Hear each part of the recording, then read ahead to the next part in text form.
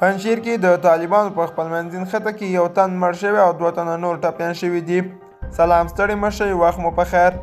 په لوی افغانستان چینل کې د تا ښه راغلاست وایم. د نویو تازه خبرونو لپاره درسره لوی افغانستان چینل سبسکرایب کړئ. په پنجشیر کې سیمه ییزې سرچینې په دغه ولایت کې د طالبانو د خپلمنځي نښتې خبر ورکړی دی. د سرچینې په وینا دا نښته پنجشیر کې د غویي په لومړۍ نیټه د پنجشیر لپاره د طالبانو د امنیت قومندانۍ د امنیت امیر عتیق الله صدیقي او د کاپیسا د کوهی ولسوالۍ طالبانو ترمنځ د پنجشیر په بازارک سیمه کې شوې ده. سرچینې زیاتوي چې د کاپیسا ولایت د کوهی ولسوالۍ طالبان د پنجشیر د سټیډیم اړوند سیمې کې د طالبانو د تلاشۍ پوستې مسؤلیت لرلو.